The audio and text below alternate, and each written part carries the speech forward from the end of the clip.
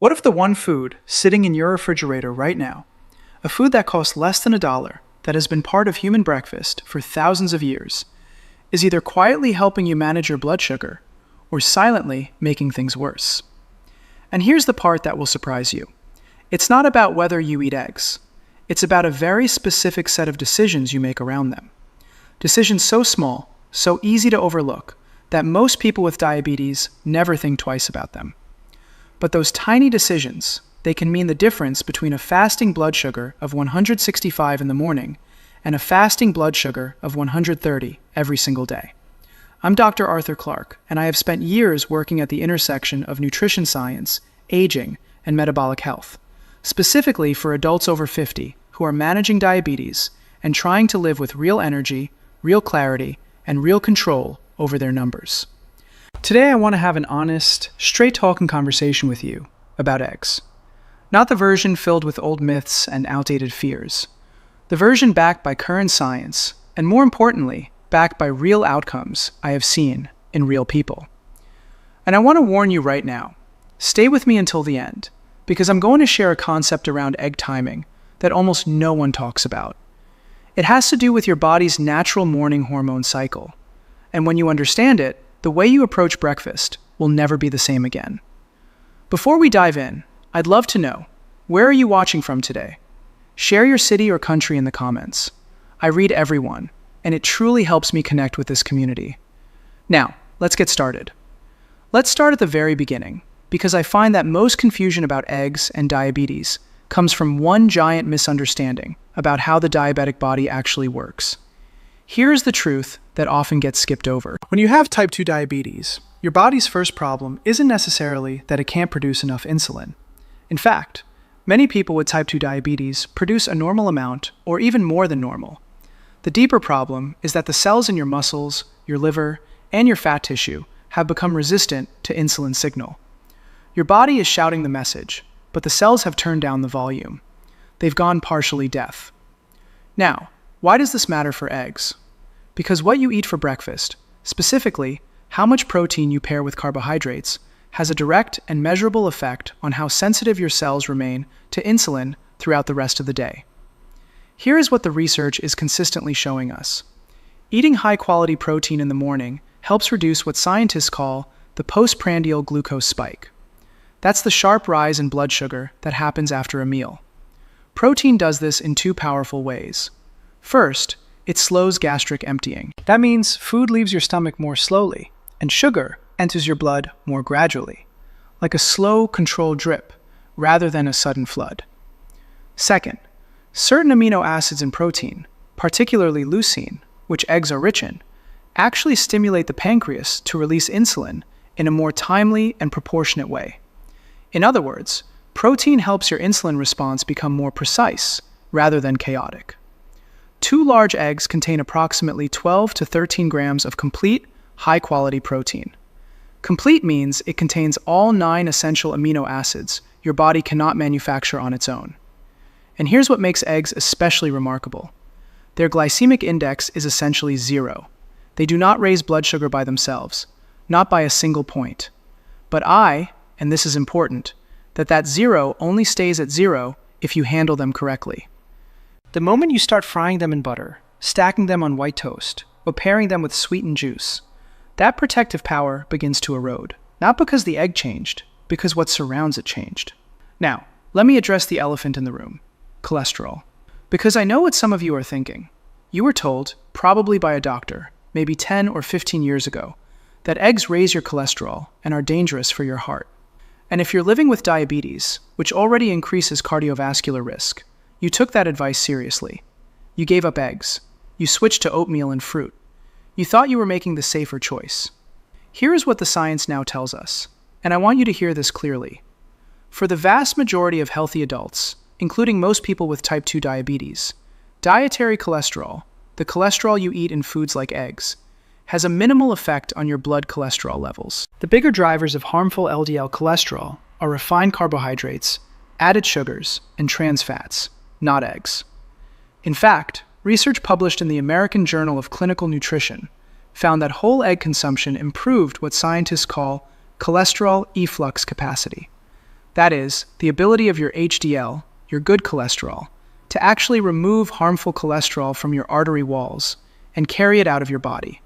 And a 2025 randomized controlled trial from the same journal found that when 2 eggs per day were eaten as part of a diet low in saturated fat, LDL cholesterol actually decreased compared to a high saturated fat diet without eggs. What that tells us is something very important. The problem was never the egg sitting in your refrigerator. The problem was what we were cooking it in and what we were eating alongside it.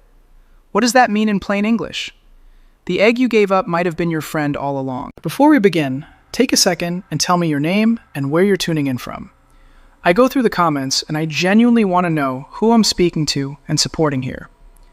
I want to tell you about a patient I'll call Mary, because her story illustrates this so perfectly. Mary came to me at 71 years old. She'd been managing type 2 diabetes for nearly a decade. She was sharp, disciplined, and deeply committed to doing everything right. But her A1C had been sitting stubbornly at 8.0% for 2 years, and her fasting blood sugar rarely dipped below 158 in the mornings despite her medications. When I asked her to walk me through her daily routine, she described it with a kind of quiet pride. She woke up at 6:30, took her medication, and made herself what she called a heart-healthy breakfast. Steel-cut oatmeal with a tablespoon of honey and half a cup of blueberries. A glass of cranberry juice she'd bought from the health food store because it said no added sugar on the label. Sometimes a small whole wheat muffin that she baked herself. Now Mary had done her homework. She genuinely believed this was a responsible, diabetes-friendly breakfast. And I had to tread very carefully here, because I did not want to dismiss the genuine effort she had put in. I asked her to do something for me. I asked her to use her glucometer to check her blood sugar at exactly 45 minutes after breakfast. Then again, at 90 minutes. She came back the following week with her log at 45 minutes, 214. At 90 minutes, and 198. Every single morning, that breakfast was launching her blood sugar past 200. The oatmeal, even the steel-cut variety, was breaking down into glucose quickly in the absence of protein. The honey was adding pure, simple sugar. The no-added sugar cranberry juice still contained 24 grams of naturally occurring sugar per cup, with 0 fiber to slow it down. And the whole wheat muffin, despite its wholesome reputation, was delivering another rapid carbohydrate load. Her body was working overtime every morning before 8 a.m. Here's what I proposed. No dramatic overhaul, no long food list, just one foundational shift. Replace the oatmeal and juice breakfast with 2 eggs cooked without oil, which I'll explain in a moment, paired with half an avocado and a generous handful of sautéed spinach or sliced tomatoes. That was it. Same medications, same walks, same everything else. 3 weeks later, Mary came back in. She pulled out her glucometer log without me even asking. Her 45-minute post-meal reading was now averaging 138. Her 90-minute reading was averaging 124. She looked at me across the desk and said, "Dr. Arthur, I feel like someone finally turned on a light in a room I've been trying to navigate in the dark for 10 years. After 4 months, her fasting blood sugar had dropped to an average of 131. Her A1C came down to 7.3%. Her total cholesterol actually improved. And she told me she had more energy after breakfast now than she'd had in years, because she wasn't riding that blood sugar roller coaster every morning, crashing hard by 10:30 and desperately hunting for a snack. That is the power we are talking about. And the solution was always in her refrigerator. All right, now we get into the part I know you've been waiting for, the practical how. Because here's something I tell every patient. Knowing that eggs are beneficial is step one, but how you prepare and pair them determines whether you actually experience that benefit. Let me go through this methodically. First, how to cook them. The gold standard for blood sugar management is eggs cooked without added fat. I know that sounds counterintuitive because we've always associated eggs with butter or oil in the pan. But here's the thing. Egg yolks already contain their own natural fat. In a nonstick pan over medium heat, 2 beaten eggs will cook beautifully in about 2 to 3 minutes with 0 added oil. The result is creamy, soft scrambled eggs with nothing to complicate the metabolic picture. Boiled eggs are equally excellent, and I actually recommend them for people who want convenience. You can hard boil a batch of 6 on Sunday night. They keep perfectly in the refrigerator for 5 to 7 days. Peel 1 or 2 in the morning. Pair them with your vegetables and avocado, and your entire breakfast takes 4 minutes. No excuses, no shortcuts that compromise your health. Poached eggs are wonderful too, though they require a bit more practice. No oil whatsoever, just water with a small splash of vinegar to help the white hold together. If you enjoy a poached egg, this is a fantastic option. What you want to avoid is frying eggs, and even a small amount of oil or butter at high heat. Some of you might be thinking, but I use olive oil. Isn't that healthy? And olive oil is genuinely a wonderful food. But here's a nuance. Olive oil's benefits are greatest when consumed cold or at low temperatures. When you heat it to the temperatures needed for frying, you're diminishing those benefits and adding a significant caloric and fat load that in the context of diabetes can temporarily worsen insulin resistance at the cellular level. Save your olive oil for salads and drizzling on vegetables. Second, what to pair them with. This is where the real magic happens, or where people unknowingly undo all the good the egg was doing. Avocado is the single best companion for eggs in a diabetes-conscious breakfast. The monounsaturated fats in avocado, the same healthy fats in olive oil, slow digestion and reduce the glycemic impact of anything else you're eating. They also support heart health, which matters enormously for people with diabetes. Half a ripe avocado alongside 2 eggs is a combination that is filling, nutritious, and genuinely stabilizing to blood sugar. Spinach is your next best friend, and I want to give you a specific reason. Spinach is one of the richest dietary sources of magnesium. Studies have consistently found that people with type 2 diabetes tend to have lower magnesium levels than people without diabetes, and low magnesium is directly associated with poor insulin sensitivity. Eating spinach regularly, especially with a protein-rich meal, is one of the simplest ways to address that gap. Tomatoes, bell peppers, onions, mushrooms, all excellent additions. They are low in carbohydrates, high in fiber, and they increase the volume and nutrition of your meal without pushing your blood sugar up. What you want to avoid pairing with your eggs, white bread, flour tortillas, sweet biscuits, hash browns, sugary ketchup, orange juice, and processed deli meats like bacon or sausage. These pairings are so common at breakfast that many people don't even think of them as choices. They just feel like what goes with eggs. But every one of those additions either spikes blood sugar directly or adds inflammation-promoting saturated fat and sodium that works against you. If you're still here with me and finding this helpful, take a moment to type 2 in the comments. It lets me know you're watching and getting value from this. Third, the one change that makes the biggest difference, but nobody talks about. I promised you earlier that I'd share something about egg timing and your body's morning hormone cycle. Here it is. There's a phenomenon called the dawn phenomenon, and if you monitor your blood sugar, there's a chance you've noticed it without knowing what it was called. It works like this. In the hours just before you wake up, your body releases a wave of hormones, cortisol, glucagon, growth hormone, as part of its natural preparation to get you out of bed and functioning. One of the effects of these hormones is that your liver starts releasing stored glucose into your bloodstream, raising your blood sugar even before you've eaten a single thing. For people without diabetes, the body simply produces a little more insulin and handles it quietly. For people with type 2 diabetes, that early morning glucose release can push fasting blood sugars significantly higher than it was at midnight. Now here's the critical connection to eggs. What you eat for breakfast either amplifies or dampens this morning cortisol glucose cycle for the rest of the day. A high carbohydrate breakfast essentially layers another glucose load on top of the one your liver already delivered.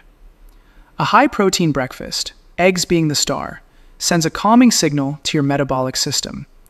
It feeds your muscles without triggering additional insulin surges, and it dampens the inflammatory response that cortisol can trigger. The practical implication: eat your eggs within 30 to 60 minutes of waking up. Don't let that morning cortisol window run unchecked. Give your body protein early, and your blood sugar curve for the rest of the day will be measurably flatter. If this is helping you understand your body in a new way, make sure you subscribe and join us. I share simple science-backed habits like this every week to help you stay in control of your health. I want to tell you about a gentleman named Robert, 66 years old, a retired school principal who came to me with what he called stubborn morning numbers. His fasting blood sugar was consistently between 145 and 165, despite reasonably good daytime control. Robert was already eating eggs for breakfast. Good for him.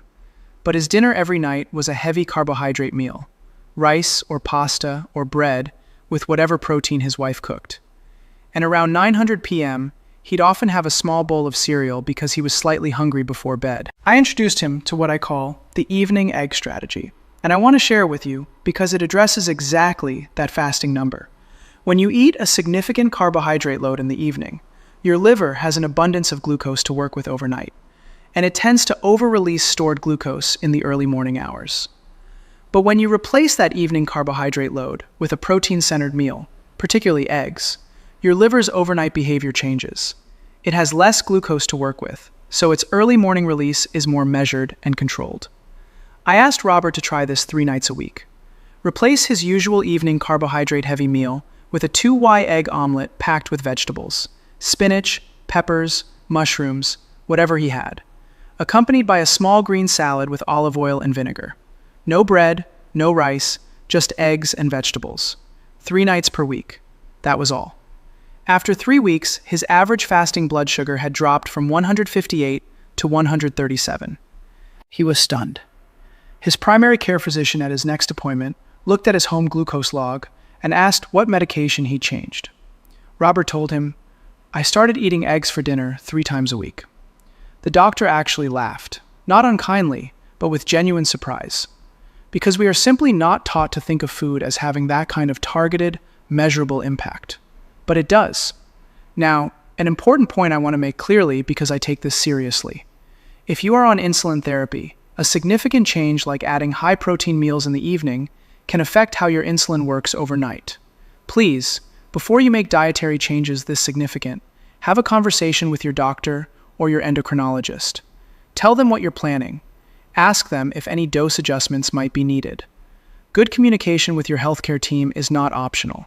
It is part of the strategy. Let me quickly pull together the most common mistakes I see people with diabetes make around eggs, because avoiding these alone will move the needle on your numbers. Mistake 1. Cooking in oil or butter. The egg has its own fat. Cook it dry in a non-stick pan or boil it. Simple. Mistake 2. Pairing with refined carbohydrates. White toast, corn tortillas, biscuits. These undo the protein benefit almost immediately. If you want something alongside your eggs, choose half a slice of true, dense, whole grain bread with visible seeds, eaten after the eggs, not before. Mistake 3. Drinking juice alongside. Even fresh squeezed 100% natural orange juice delivers a significant glucose hit with no fiber. Eat the whole fruit if you want the vitamin C. Don't drink the juice. Mistake 4. Throwing away the yolk.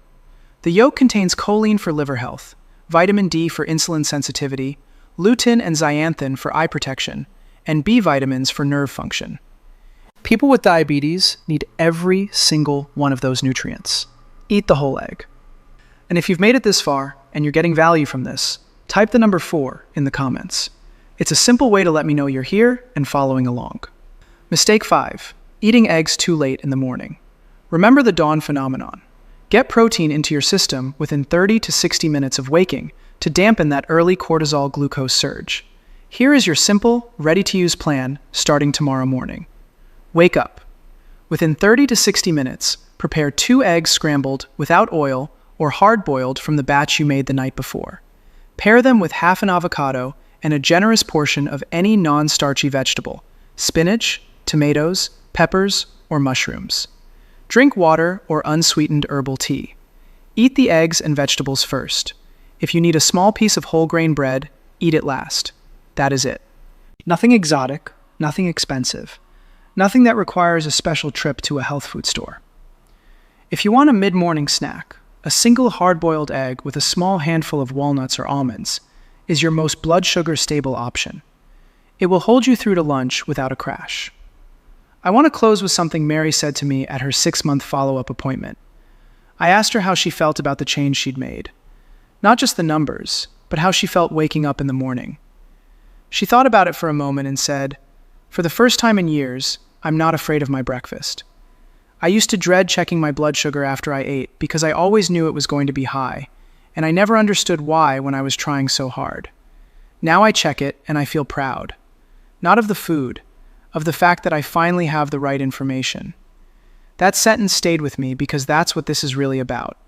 It's not about eggs. It's about giving you back a sense of agency over your own health. It's about replacing fear with knowledge and replacing frustration with a strategy that actually works. Your body is not your enemy. It has been doing its best with the signals it's been given. When you give it better signals and the right protein at the right time, paired with the right foods, it responds, sometimes faster than you'd ever expect. Start tomorrow morning. 2 eggs cooked without oil, half an avocado, a generous pile of vegetables. Eat within an hour of waking up. Then come back here next week and tell me in the comments what your numbers looked like. If this video gave you something real today, a new angle, a new idea, one thing you didn't know before, please give it a like. It takes 1 second, and it tells me that this kind of content is worth making more of. And share it. If you know someone, a spouse, a sibling, a friend, who is struggling with their blood sugar and feels like they've tried everything, please send them this video, because sometimes all it takes is one piece of information arriving at the right moment to change everything. This video is for educational and formational purposes only. It is not intended as medical advice and does not replace the guidance of your personal physician or healthcare team. Always consult your doctor before making changes to your diet, especially if you are taking medication for diabetes or any other condition. I'll see you in the next one. Take care of yourselves. You deserve it.